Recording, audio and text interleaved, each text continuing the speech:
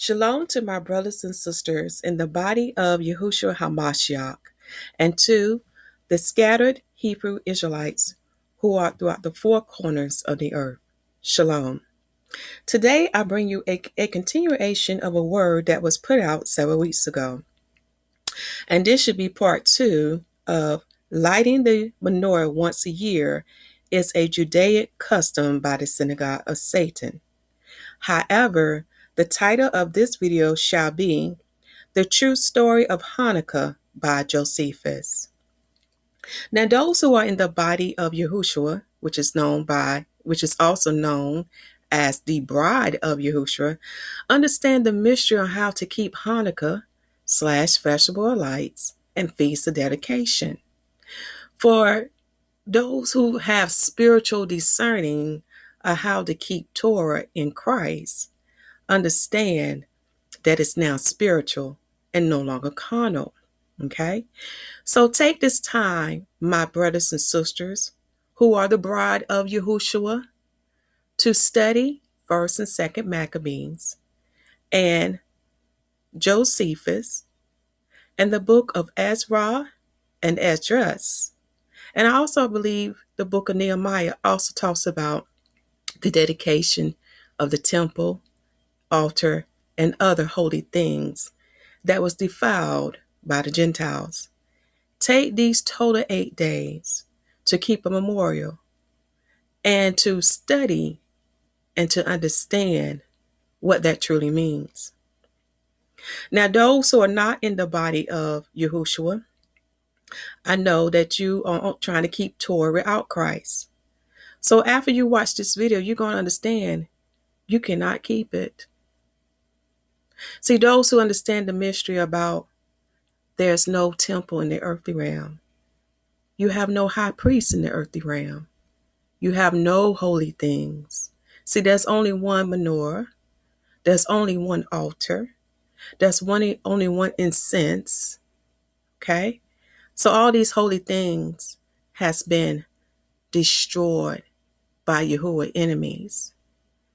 So you're trying to keep Torah without Christ. Therefore, you are damned by the law.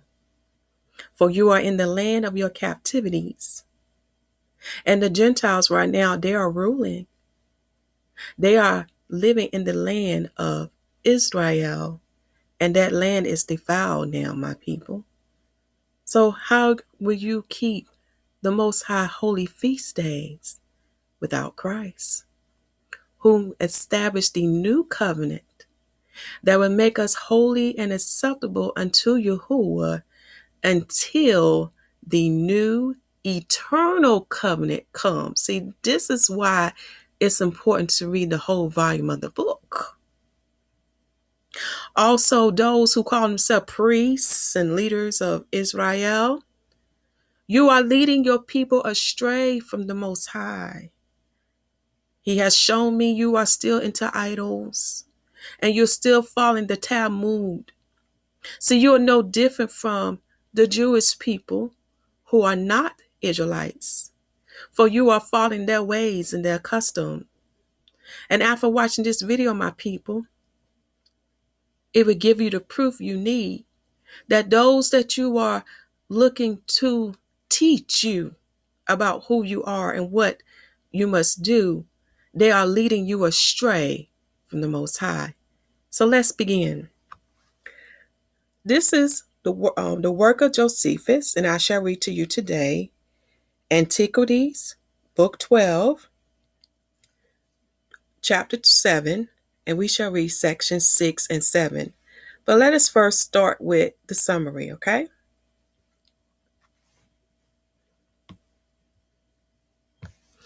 How Judas overthrew the forces of Apollonius and Saron and killed the generals of their armies themselves, and how when a little while afterwards Lysias and Gorgias were beaten, he went up to Jerusalem and purified the temple.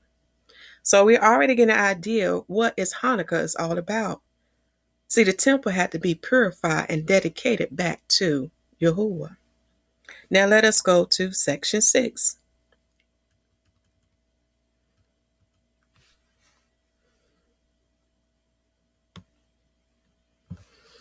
When therefore the generals of Antiochus' army had been beaten so often, Judas assembled the people together and told them that after these many victories which Yahuwah had given them, they ought to go up to Jerusalem and purify the temple and offer the appointed sacrifices.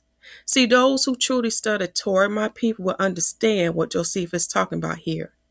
See, again, Hanukah is not about lighting no menorah. For those who have read the Torah understand that the menorah is lit by the high priest every day at evening, and the lights are put out at morning. And this menorah can only be lit in the holy temple. So again, my people, what are you doing? Why are you lighting the menorah? You have to be holy, purified, and sanctified. And it's only done by the high priest. And now there has been a judgment set against the Levites. And we'll talk about more about that in this video. But let us continue to read. But as soon as he, with the whole multitude, was come to Jerusalem and found the temple deserted, and its gates burned down, and plants growing in the temple of their own accord on account of its desertion, he and those that were with him began to lament, and were quite confounded at the sight of the temple. So he chose out of some of his soldiers, and gave them order to fight against those guards that were in the citadel, until he should have purified the temple.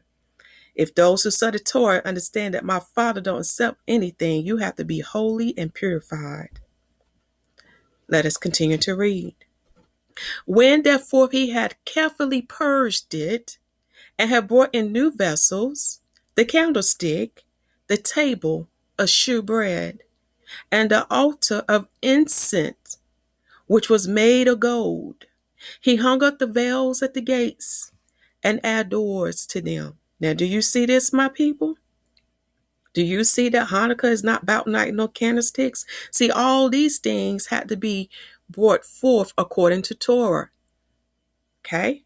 He was following Torah of what should be kept in the holy temple, what should be done daily. Let us continue to read.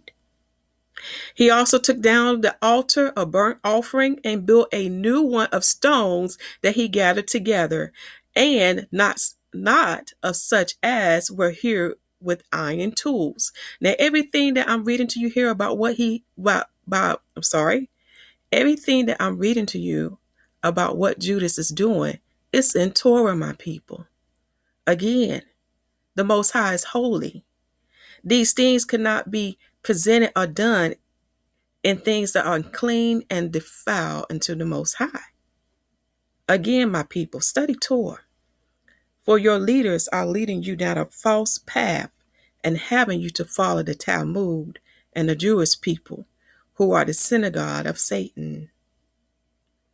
So on the 5 and 20th day of the month Caslu, which the Macedonian call Apel lands, they lighted the lamps that were on the candlestick and offered incense upon the altar of incense, and laid the loaves upon the table of shewbread, and offered burnt offerings upon the new altar of burnt offerings. Do you see? Judas was following the things that was done in Torah. So it's more than about lighting no candle. Again, Hanukah is not about lighting no candle. For the candle, which is called menorah, should be lit every day at sundown and put out in the morning by the high priest. Study Torah, my people. For you can see he did more than one thing on this holy day. Now it so fell out that these things was done on the very same day on which their divine worship had fallen off and was reduced to a profane and common use after 3 years' time. For so it was that the temple was made desolate by Antiochus, and so continued for 3 years. So this is how long the temple was desolate. 3 years, my people. And the first and second Maccabees would talk about Antiochus the fourth Epiphanes. He was a very wicked man. He was antichrist. That means he was anti-word, anti-Torah, anti-King James 1611. He was against the children of Israel from serving Yahuwah. He wanted them to follow his pagan, heathen ways. Let us continue to read. This desolation happened to the temple in the 145th year, on the 25th day of the month, Epel Lions.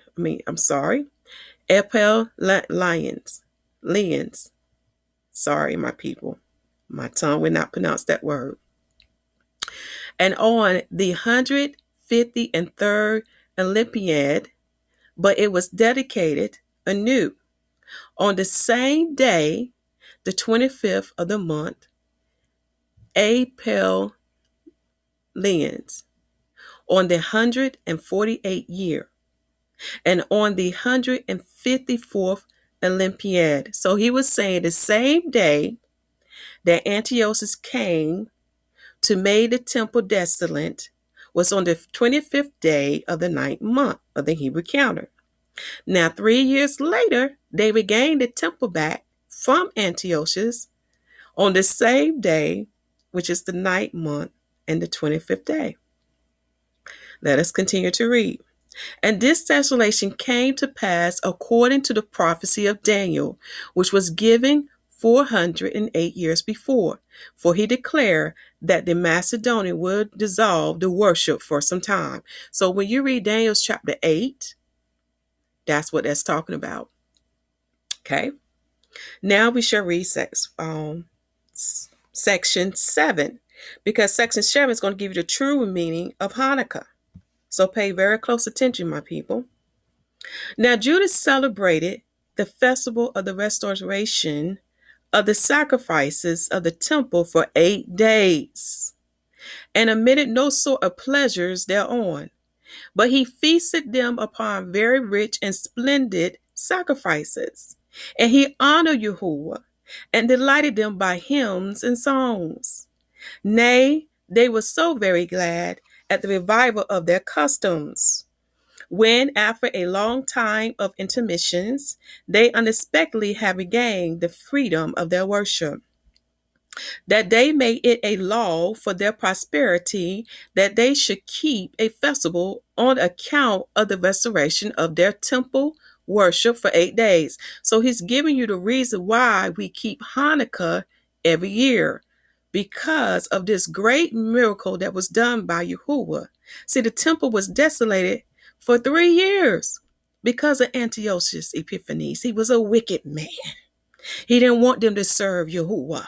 He didn't want them to keep the covenant that they made with him. He was Antichrist. Now, do you understand the true meaning of Hanukkah? Let's continue to read, because he's going to give you more insight why they call it the Festival of Lights. And from that time to this, we celebrate this festival and call it lights. I suppose the reason was because this liberty beyond our hopes appeared to us, and that this was the name given to that festival. See, it wasn't about lighting no menorah, my people. It was about liberty, freedom to worship Yahuwah without being oppressed by Yahuwah's enemies. That's what it's about, my people. Freedom. For that's why they call it the Festival of Lights. So I want to read this one again to you so you can understand why they call it lights. I suppose the reason was because this liberty beyond our hopes appeared to us. And what he was talking about there, my people, if you read 1st and 2nd Maccabees, great miracles happened when my people stood on faith and they believed in Yahuwah that he shall deliver them so they can worship and serve him as he commanded them. You have to read 1st and 2nd Maccabees, my people, for great miracles happen for our people. So let me read this again. I suppose the reason was because this liberty beyond our hopes appeared to us, and that this was the name given to that festival. Judas also rebuilt the walls round about the city and reared towers of great height against the incursions of enemies, and set guards therein. He also fortified the city Basura, that it might serve as a citadel against any distresses that might come from our enemies. So this complete the word for today, to give you understanding why Hanukah is called Festival of Lights. It's to give us what? Freedom to worship Yahuwah without being oppressed by Yahuwah enemies. And this is what we're going through in the land of our captivities, for they're trying to oppress us and afflict us and to keep us from truly worshiping Yahuwah. That's why the same way he sent Moses to deliver our people from ancient Egypt, that's why the same reason why he sent Joshua to lead them into the whole land, he says, send his son to deliver us, to redeem us from our enemies, and to bring forth a birth of a nation, which is called Israel, in the earthly realm. See, Yahushua HaMashyah is coming. He shall deliver his bride, the body of Yahushua, the spiritual temple of Yahuwah that is not built by men's hands, that have received the circumcision of the heart. He shall deliver the bride and the 144 and redeem them from the earth and take them into the heavenly realm.